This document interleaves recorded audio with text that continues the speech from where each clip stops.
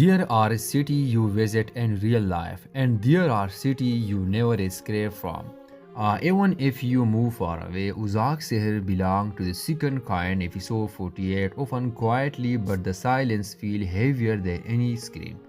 The door of the mansion opens slowly as Jihan steps inside after a month of absence. His eyes do not search for anyone, yet they secretly wait for one face, Eliul. Eliul arrived on the staircase, her breath catch not because she wasn't expecting him, but because she had stopped preparing for the day he would return. Their eyes meet only for a second, but that second carry every unanswered letter, every abandoned promise, every unspoken love. Chihan does not greet her. He simply nods and walks toward his old room. Everyone else in the mansion pretend to keep working, but the whole house feels like it has lost balance. Later in the kitchen, Omar for himself tea. He sees Eliul come in her hand, trembling slightly. Omar quietly asks, "Does it hurt?" Eliul hesitates. "I don't know what it is anymore." Omar smiles sadly. "When I always know what it is, we're the ones who get confused."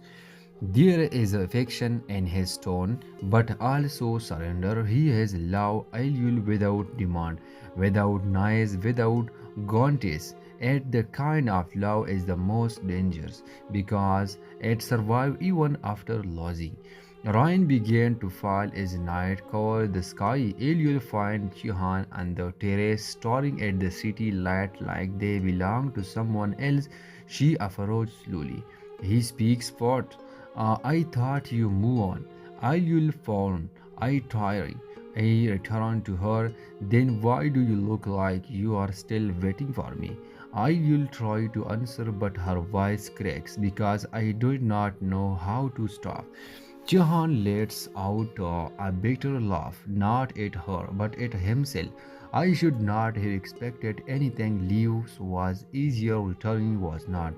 The rain drips from the railing, both of them stand there like two people trying to breathe underwater.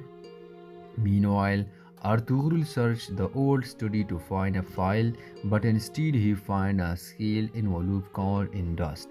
He read the font name Ariel right in Chihan handwriting. Courtesy when he opened it inside the letter Chihan had written before the war.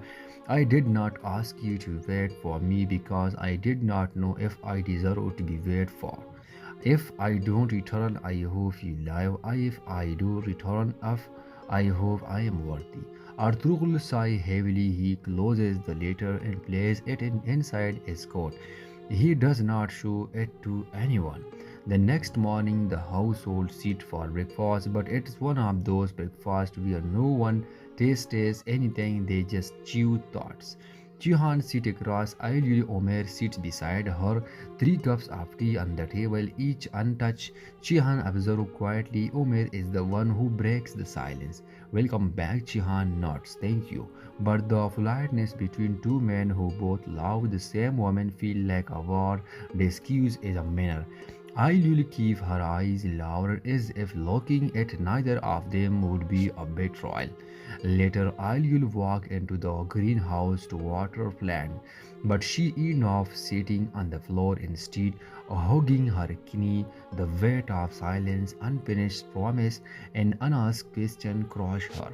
Omer find her there. He is not the same, she said without looking off. Omer replied gently, "People change, peering through.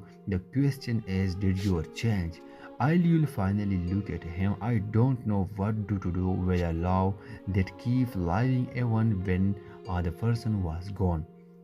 Omer saw this happen, then say love like they don't die, they just find new way to hurt. It was the most painful line of the episode. By evening, the Chihan began packing again. He threw cloth into his suitcase with frustration, as if he is punishing each shot for making him stay longer. When Ailul entered the room, he does not stop packing. "You are leaving again." "I should not have come." Aylul Hai fell with cheer. They cannot just disappear whenever it hot. Jihan pews for the first time. He is not good, just tired. I stayed dead for you so you could live. Don't ask me to fight with ghost now. This line broke her. Before sunrise, Jihan pulled his suitcase toward the main exit. Alu stayed at the start, watching him like a shadow. Jihan turned shoot if I am living again, then I am living knowing I came back too late. He looks at Omer who is giant quietly at the corridor and someone else took my place. Alyul tear finally fall, but Jihan doesn't stay to see them. He walked out and shut the door behind him. The house absorbed like a wound. Alyul collapsed onto the staircase, covering her mouth to keep herself from screaming because some heartbreak are quieter than death. Will Aylul ever learn about the later? Will Umar love become her escape or her poison? And will Chihan run forever or return to fight for